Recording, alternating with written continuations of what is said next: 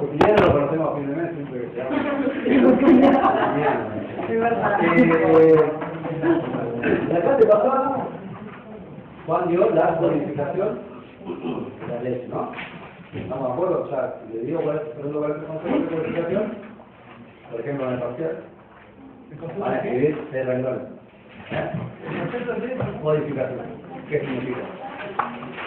Van a encontrar los apuntes, van a encontrar en el programa, y van a encontrar en internet, en todo lado, la codificación justinianea. La codificación de Justiniano. Fíjate el término sea poco feliz. ¿Por qué? Porque teniendo en cuenta la información de la clase pasada, Justiniano no codificó nada. Pero entendiendo el concepto de codificación es algo parecido, dice por ahí.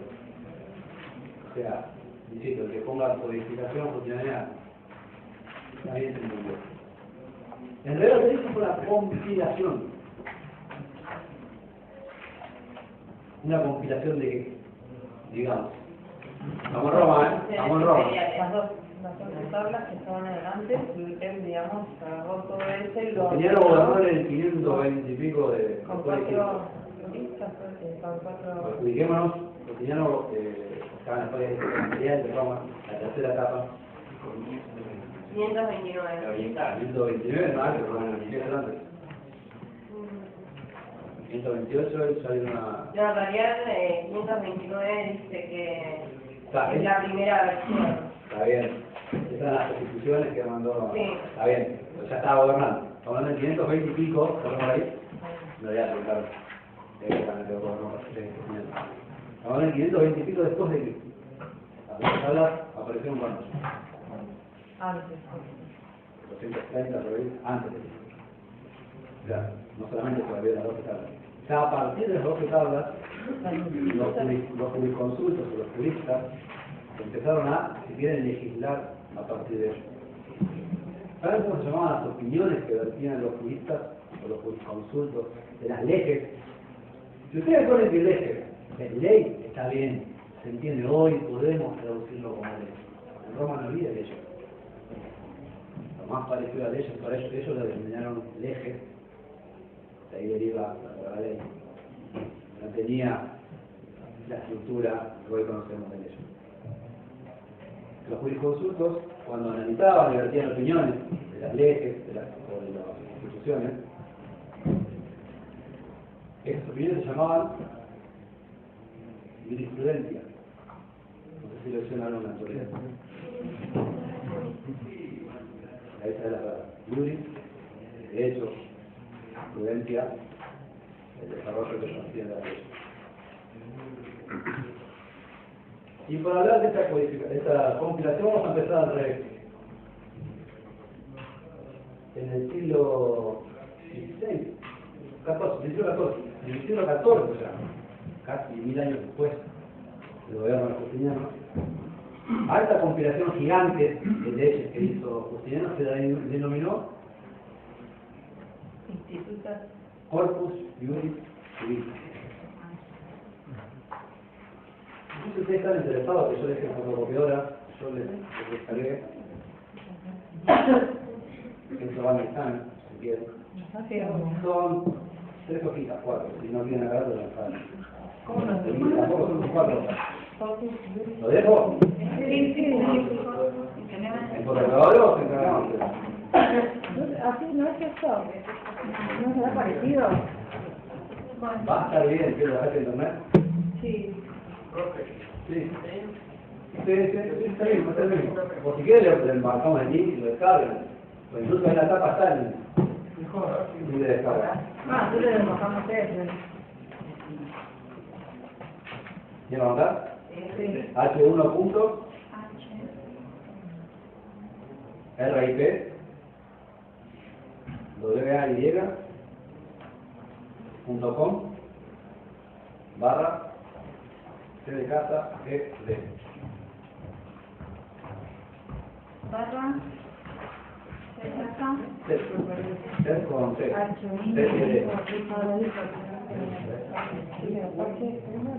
¿Lo dejaron ahí? ¿Ah? Sí. El nombre en latín que le dieron fue Corpus Juris Civilis. ¿Qué significa corpus? Derecho civil. No. No, Juris. El cuerpo de la justicia. Pero es Cuerpo base de derecho civil. cívico.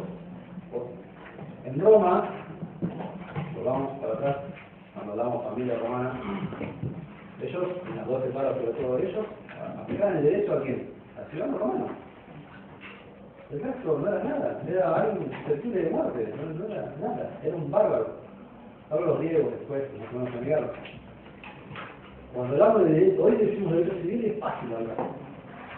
En Roma no. La traducción más correcta sería cuerpo del derecho civil o del cuerpo del derecho del ciudadano romano. Si bien no estaba la palabra Roma en la denominación Cuerpo de derecho civil o del derecho del ciudadano romano. Que era el mitis civitatis, el status civitatis, no era estado civil de cualquier delito. El status civitatis era ciudadano de Roma. El resto de la vez, de nada. Era esclavo, de barro y grandullero. Lo que hizo Justiniano justamente fue compilar leyes del Estado romano. No esta la que le interesaba. A Justiniano le interesaba hacer una compilación histórica de las leyes y las constituciones romanas. No solo eso, sino compilarlas, analizarlas y adaptarlas al tiempo en el que estaban. Fíjese que buena idea tuvo.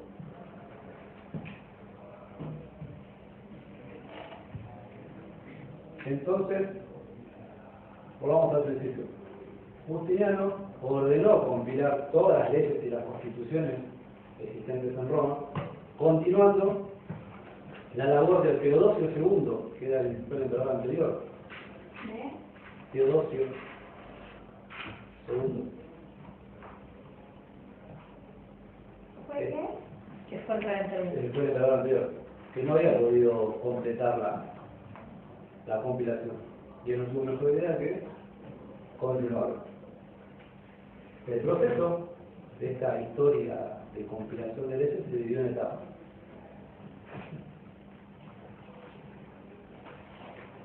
La primera fue así, en el 528,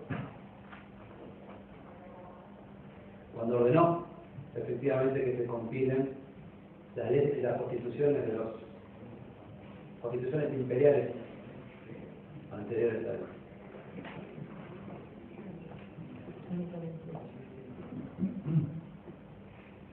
Leyes que Imperiales. Y las materias para compilar eran códigos. El código de Gregoriano era el primero, Hermogeniano,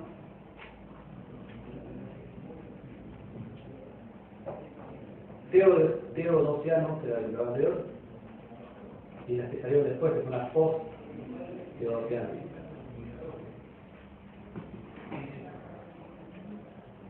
Estos juristas encargados de la compilación tardaron aproximadamente un año en compilar todas las leyes y las constituciones.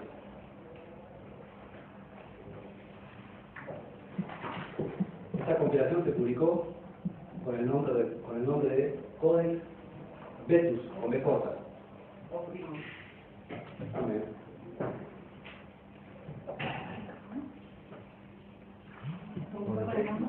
Codex Vetus.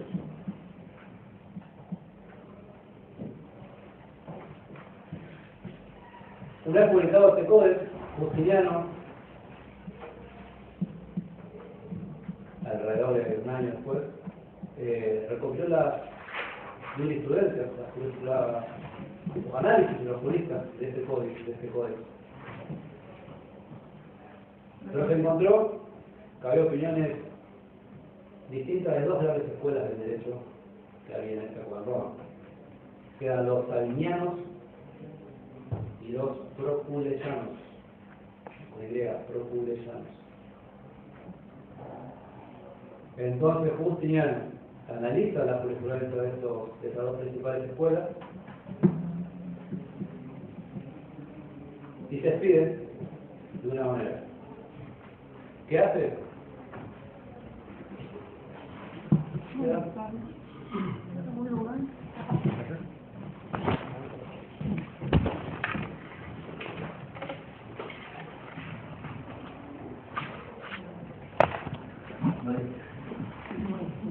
Se despide con la quinta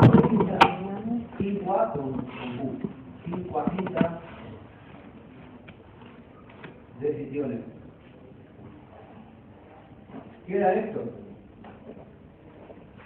Eran 50 tomos analizando la jurisprudencia de las distintas escuelas, dándole la razón en algunos códigos a uno, dando la razón en los otros en la que quedaba. Cuando juntó las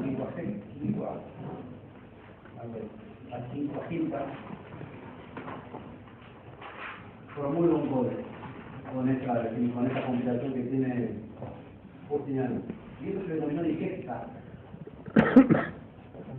o pandecta. La digesta es el digesta. También publicado en 50 libros.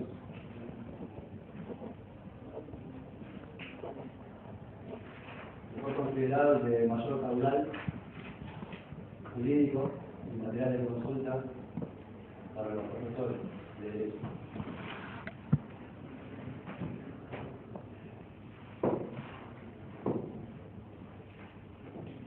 Y como era utilizado como material de consulta para docentes de derecho,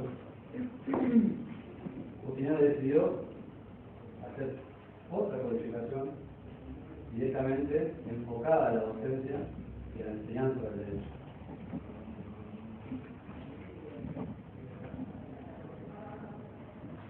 Esas fueron las institutas, o las instituciones.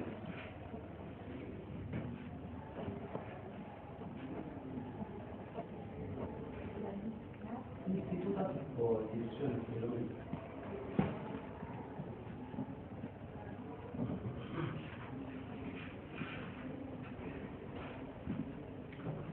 ¿Qué pasó acá? Teníamos codes, teníamos digestos y teníamos institutos. Marco es de eso. Bueno, Justiniano no se queda ahí, ordena continuar con la compilación de la gran cantidad de material judío que tenía. ¿Y qué hizo? Ahí en la conclusión, lo codifica todo junto en un código, un código. Ahí donde está la primera definición del código, en la conclusión de la codificación justiniana. Este código lo dividió en 12 libros.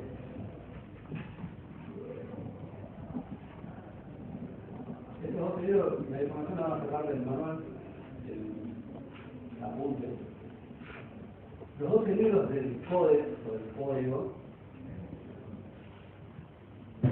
tienen prácticamente el mismo orden que nosotros conocemos como el Código Civil.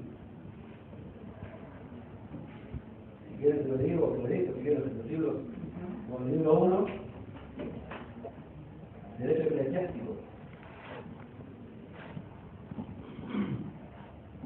Derecho Político y Fuentes de Derecho.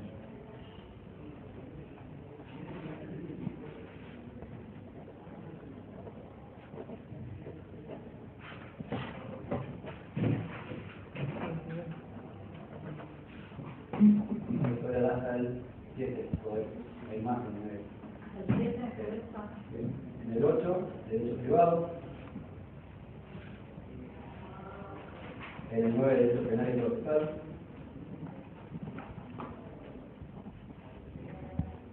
del 10 al 12, derecho administrativo y público.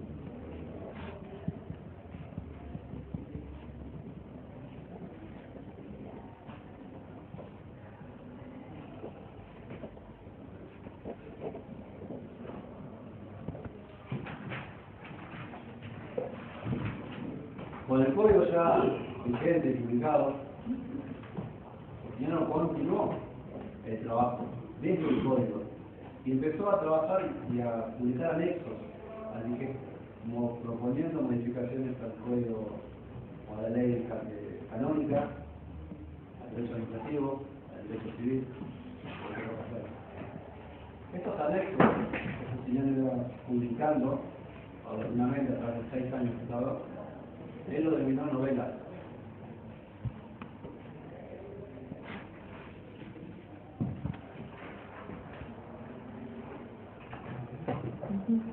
Durante la época de Justiniano, acuérdense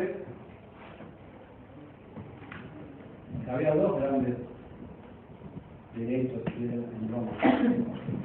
No se anteponían, pero convenían, que era el derecho canónico y el derecho romano. Justiniano tuvo el atrevimiento de dejar el derecho canónico. Por una sencilla razón. Era emperador. Por eso lo permitieron.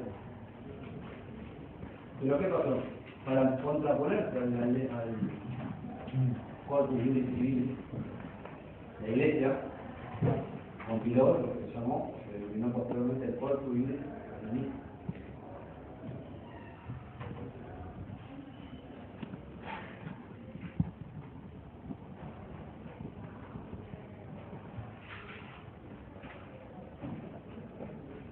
Por supuesto que el corpus juris canonis no pertenece a Justiniano, pero fue el impulsor.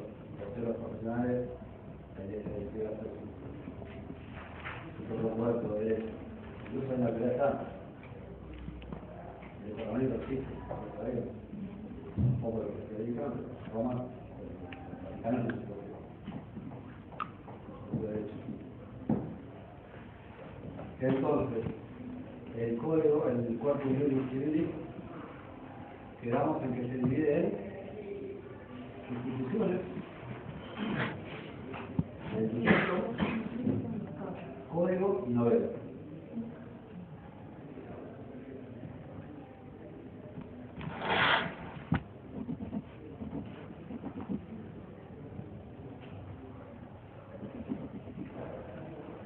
Fue un trabajo que le mandó a más que nada a los juristas, no tanto él, y lo ordenaba compilar. En alrededor de 6 años, Justiniano logró la compilación. 6 años en Roma, la historia de Roma no es nada. En 6 años hizo lo que hoy conocemos prácticamente como derecho romano. De 528 a 534. El nombre se lo dieron recién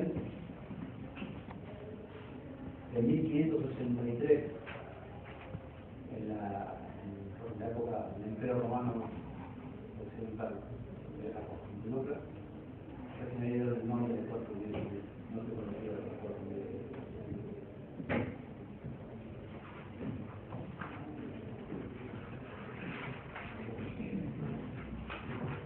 el resto de la información, y que se lo pueden descargar al material, si no lo consiguen, la clase que viene avisan, lo copian. Acá cerramos con Justiniano.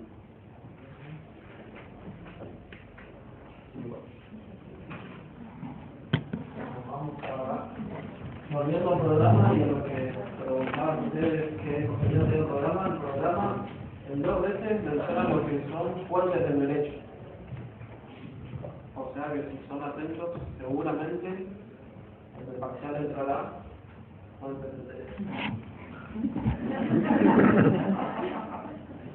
Si mal no recuerdan, hace 2 clases hicimos la clasificación de fuentes no formales y las fuentes formales, ¿no es cierto? Y habíamos dicho que la fuente formal se desprende de la ley,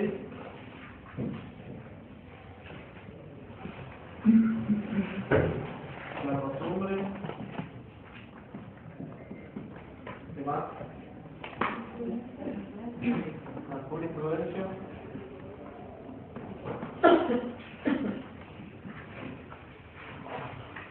¿algo más? ¿No?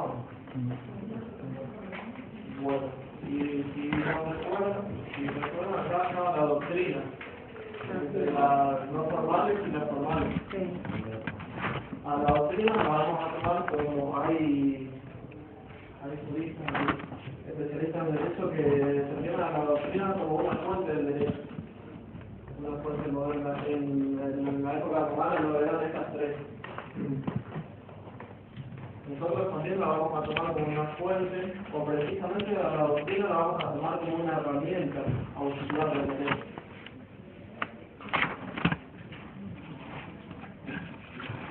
Y en nuestro sistema,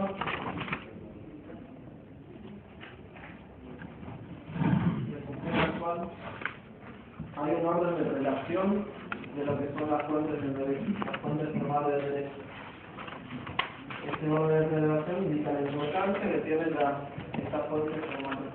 En primer lugar se encuentra la ley,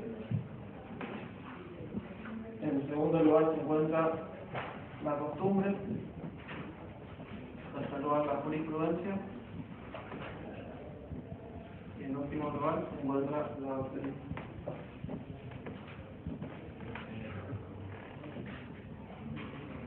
Recuerda más o menos lo que era esta clasificación de fuentes normales. Y como habíamos dicho en la época romana, es similar a... Si quieren les dicto más o menos una definición para que tengan y lo más para parcial. Vamos a empezar por la más fácil, la definición de doctrina, después la jurisprudencia, y si nos alcanza el tiempo vamos a ver la ley. Bueno, ¿qué es a la doctrina podemos definirla en el ámbito jurídico como el conjunto de opiniones efectuadas en la interpretación de las normas, hechas por conocedores del derecho, por conocedores del derecho.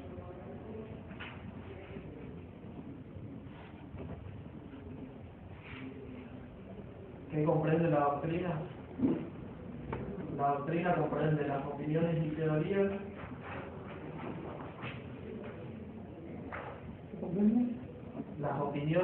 y teorías sustentadas por los autores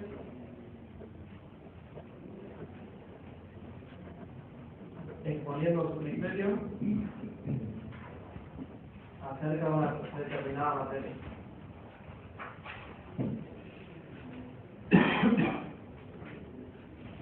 ¿Y por qué decimos que la doctrina es un medio auxiliar o es una cuasi fuente acerca de una determinada materia? Bueno, cuando se recurre a la doctrina, se recurre habitualmente para la interpretación o aclaración de los preceptos legales,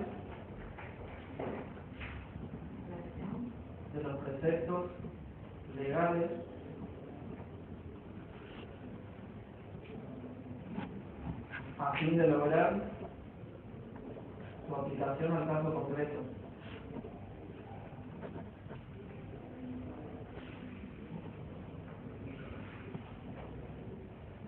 ¿Se entiende entonces lo que es doctrina?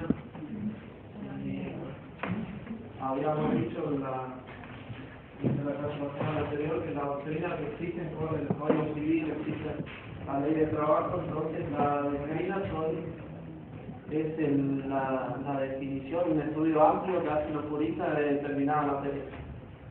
Y con eso basta. Entonces, ahora vamos a la jurisprudencia. De costumbre no está entre no formal. Costumbre no está entre formal, en no formal, ¿no? Sí. ¿Está no formal? Sí, tenemos. Pero bueno, estaba no formal en el sistema romano. Ahora que me acuerdo bien, en el sistema romano estaba como no formal. No formal. Y este es el sistema actual. Sí, Sobre el pero-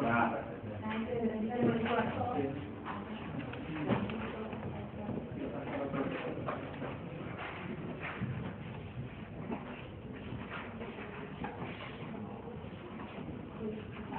Jurisprudencia. ¿Se acuerdan más o menos la definición de jurisprudencia? ¿Cómo? Estadística. Son los fallos de repuesto.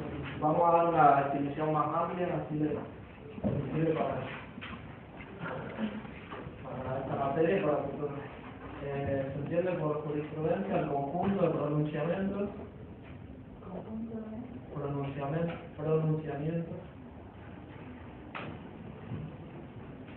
dictados por aquellos que tienen la facultad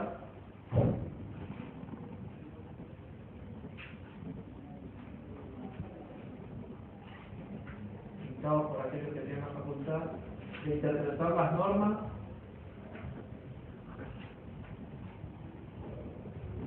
en su aplicación y adaptación al caso concreto.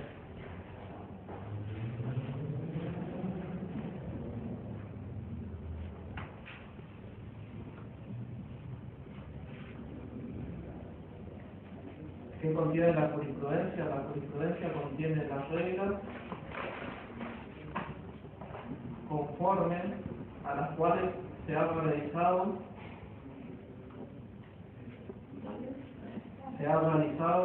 la adaptación del derecho escrito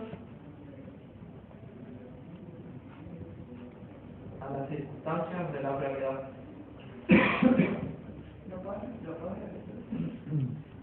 La jurisprudencia contiene las reglas conforme a las cuales se ha realizado la adaptación del derecho escrito a las circunstancias de la realidad.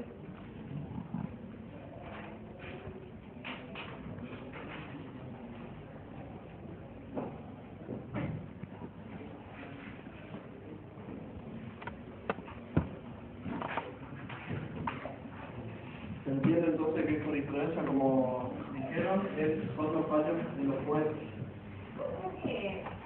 No sé, yo había entendido como que el derecho privado, por ahí estoy mal, como que estaba dentro de la material, porque no tenía obligatoriedad, digamos, como que era solo la jurisprudencia obligatoria, pues estar dentro de la formalidad. Hay dos.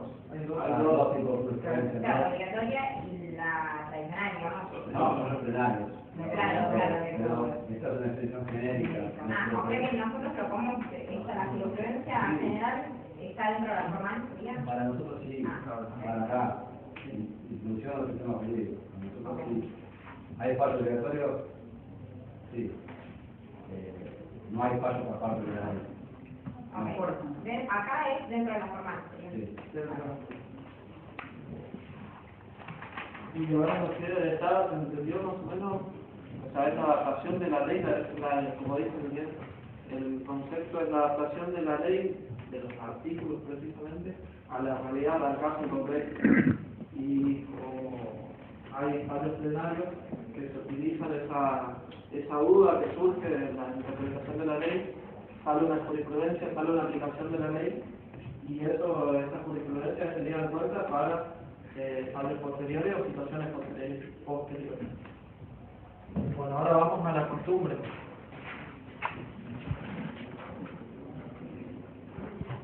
Llamamos costumbre a la norma de conducta nacida en la práctica social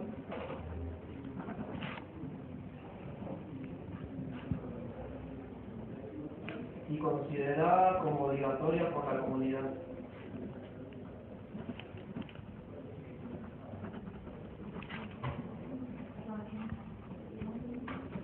Considerada como obligatoria por la comunidad.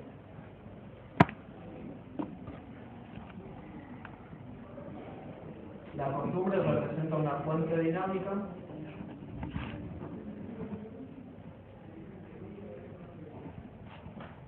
de fácil adaptación a los cambios sociales.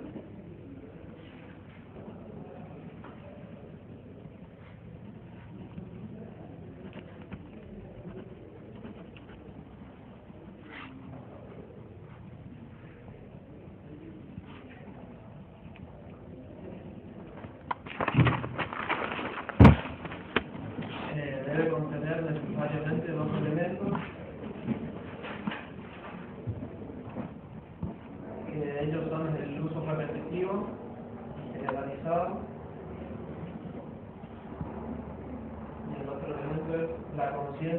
de obligatoriedad.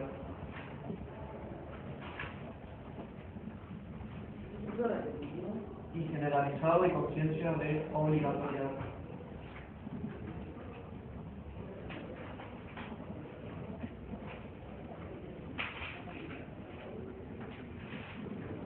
Estamos entendiendo más o menos lo que es costumbre. Y ahora llegamos a la ley. Bueno, la ley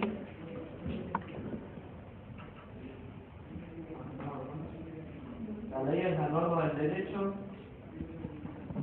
dictada, promulgada y sancionada por la autoridad competente.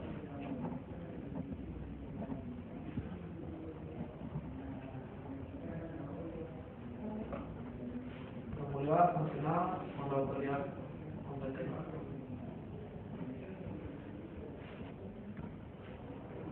Y tiene como finalidad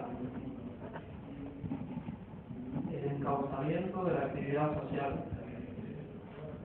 hacia el bien común.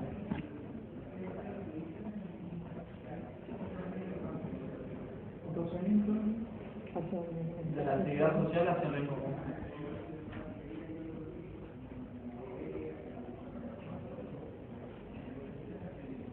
La ley tiene dos elementos esenciales. Uno de ellos es el material, el otro el formal.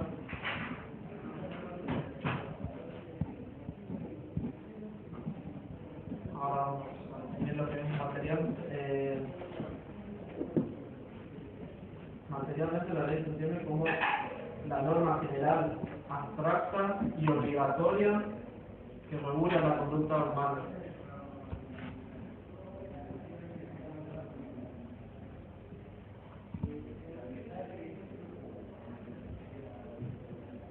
Formalmente es la norma creada por el poder competente, que en nuestro sistema sería el poder legislativo.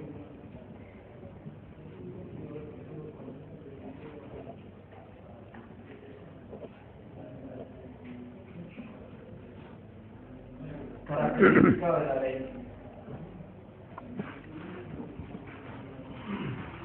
Generalidad, obligatoriedad,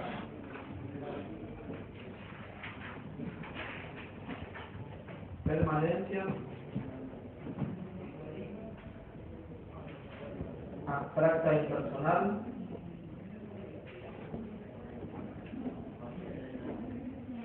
y otra de las características, abstracta e impersonal, es que se reputa conocida. Conocida. Sí.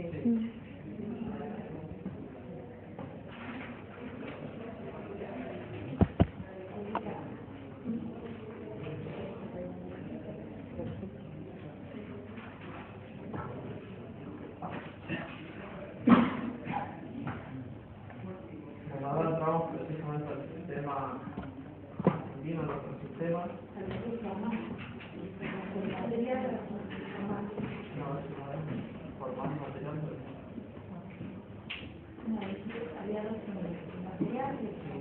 Sí, el formal dijo que norma creada por autoridad competente para legislativo. Bueno, ¿quiénes pueden presentar un proyecto de ley en nuestro sistema? Cualquier persona.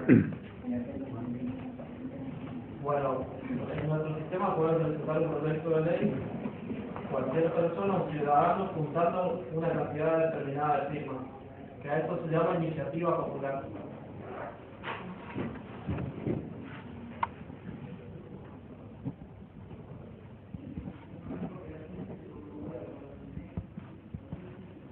La iniciativa popular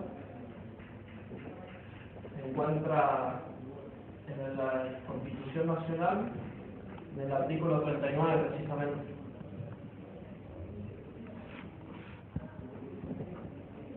Y en la ley 24.747 fundamenta cómo es el procedimiento para la iniciativa popular. 24.747. Si les interesa, se habla, pero no. ¿Alguno se anima a presentar un proyecto de ley?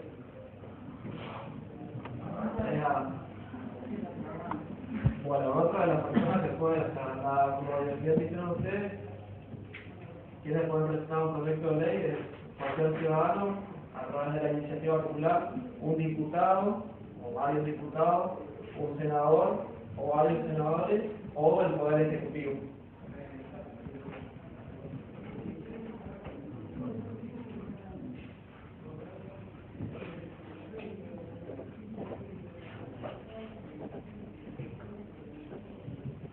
Bueno, este proyecto de ley, ¿en qué cámara se inicia? ¿En la Cámara de Diputados o en la Cámara de Senadores?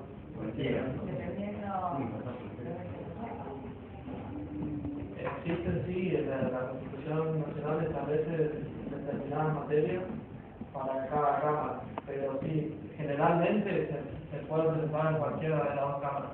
Lo que sí donde se presenta, el proyecto de ley se denomina Cámara de Origen.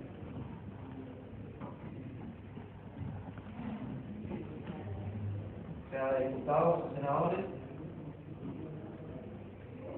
y la otra, respecto a este proyecto de ley, se denomina Cámara Revisora.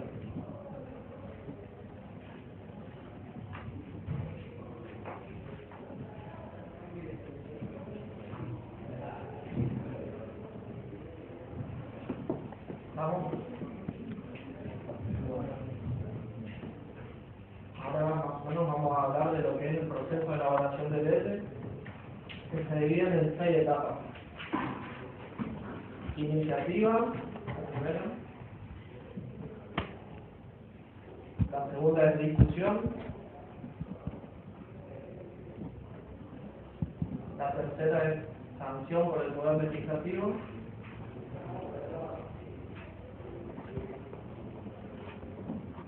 La cuarta, promulgación por el Poder Ejecutivo.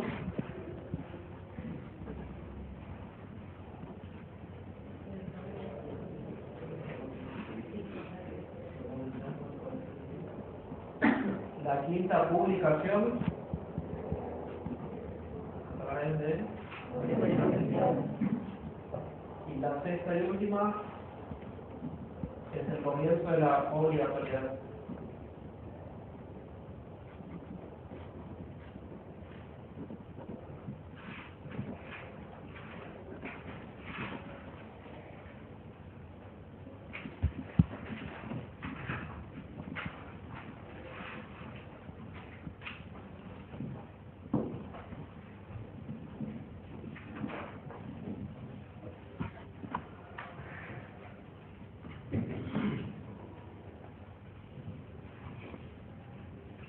Bueno, de iniciativa más o menos seguimos hablando de lo que es el procedimiento, ¿no? Que se puede presentar en cualquiera de las dos cámaras, que una donde se presenta, ya se denomina esta cámara Cámara de Origen y la otra se constituye automáticamente en Cámara Revisora.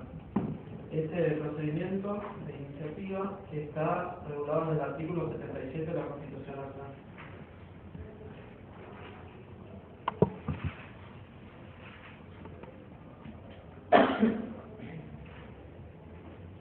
Vamos a la segunda etapa, que es la etapa de discusión.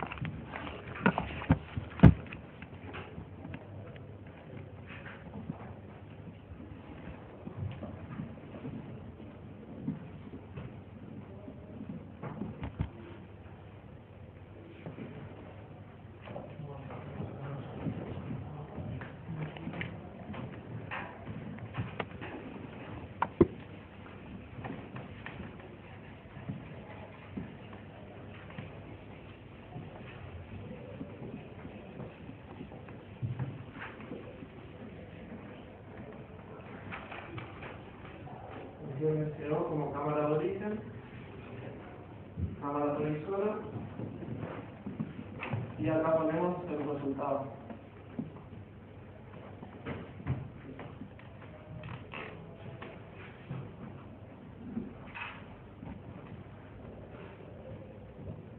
ante un proyecto puede haber dos posiciones. La primera es el rechazo total.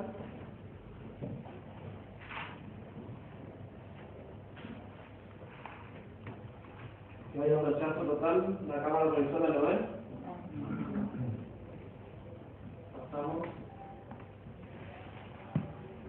Y esta presentación de proyecto no puede repetirse en el mismo año.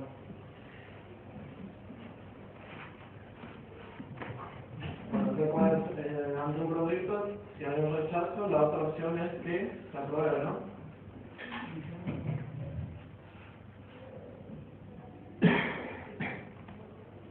Bueno, ahora sí interviene la cámara revisora. La cámara revisora puede aprobar sin modificaciones.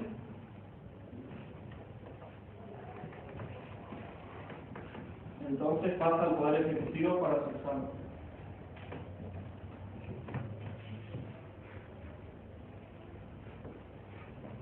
La cámara revisora puede rechazar totalmente un proyecto de ley que se presentó en la Cámara de Origen. Se aprobó en la Cámara de Origen. ¿Puede la Cámara revisora rechazar totalmente?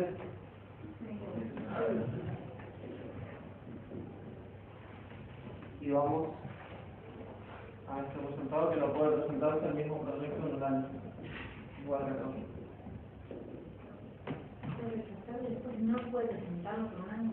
Sí, el mismo proyecto de ley no puede ser presentado durante este año legislativo que empieza en marzo. Que esté rechazado totalmente por un año tiene que Ese proyecto no se puede presentar. Ah. En este año la sesión. Bueno, y otra de las opciones que puede presentar, que se aprueba la Cámara de Origen, pasa a la Cámara Revisora, y esa puede aceptarla pero con modificaciones.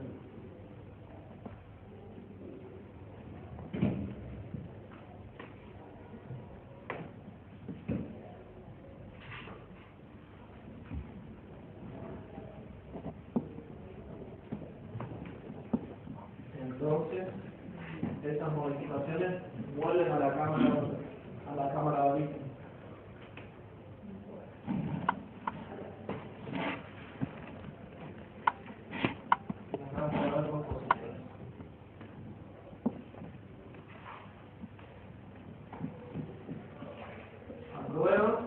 de Origen aprueba las modificaciones, o sea, empezamos, ¿no? El proyecto se presenta, la Cámara de Origen se aprueba, la Cámara Revisora aprueba el proyecto pero modifica algunas cosas, va a la Cámara de Origen para que vea esas modificaciones y esa modificación puede estar aprobada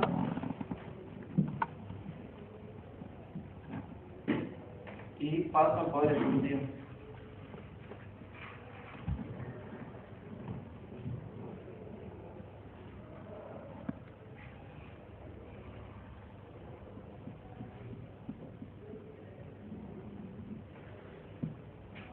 ¿Qué pasa acá? Puede...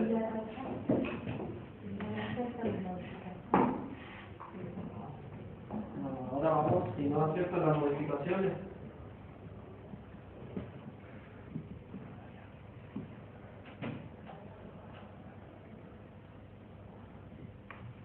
hay dos posiciones.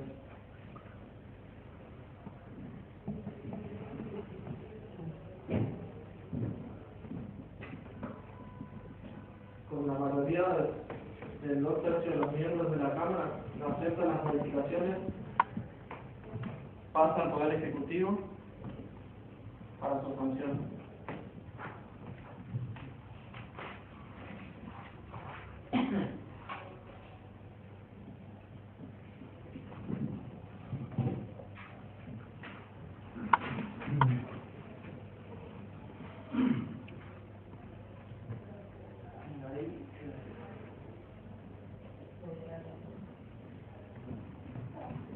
Es importante que para la aprobación sea 2/3 o más de los miembros que están debatiendo. Y en la Cámara de Origen.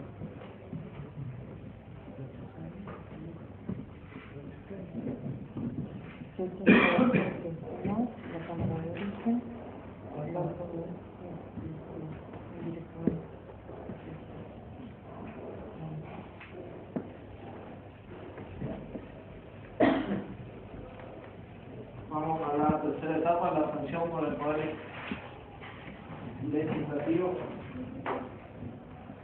por el poder sanción por el poder legislativo.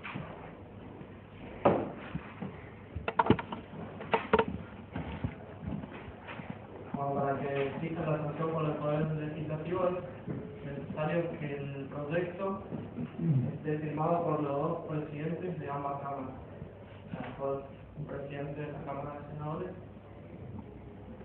y un presidente de la Cámara de Diputados.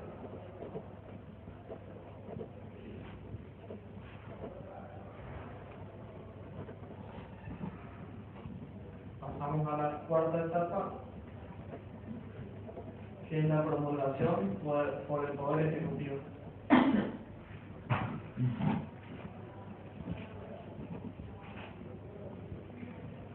Las formas de promulgación pueden ser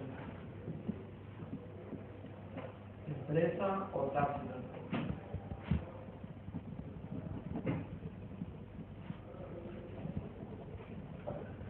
La promulgación expresa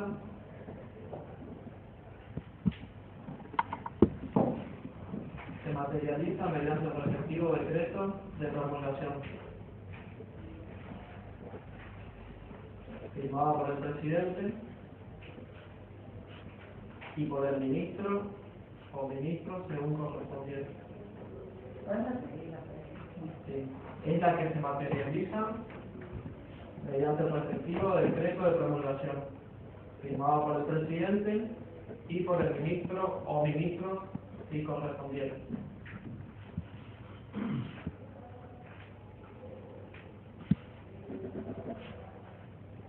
Y la promulgación tácita es la que se produce de pleno derecho, por el mero transcurso del tiempo.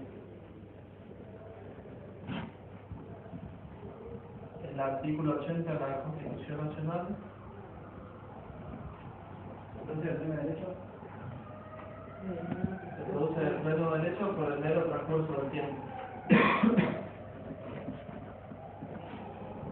El artículo 80 de la Constitución Nacional dice que se reputa aprobado por el Poder Ejecutivo todo proyecto no devuelto en el término de 10 días útiles.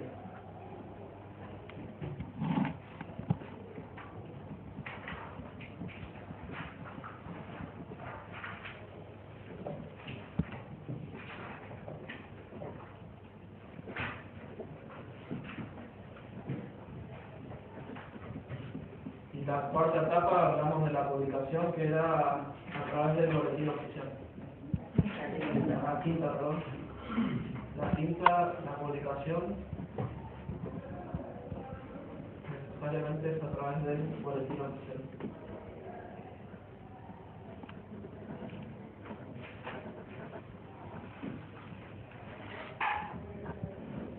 Y la sexta y última etapa nos dice el proceso de comienzo de la obligatoriedad. La obligatoriedad de la ley puede estar determinada a partir de la fecha de la firma de la misma,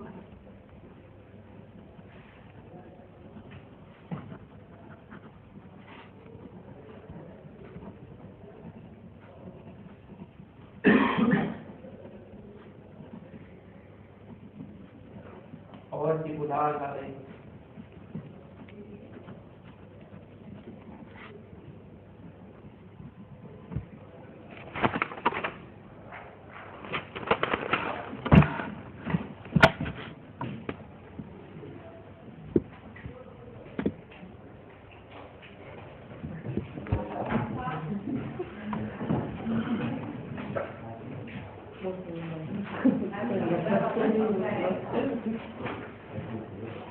Bueno, entonces la clase que viene hacemos un repaso de esa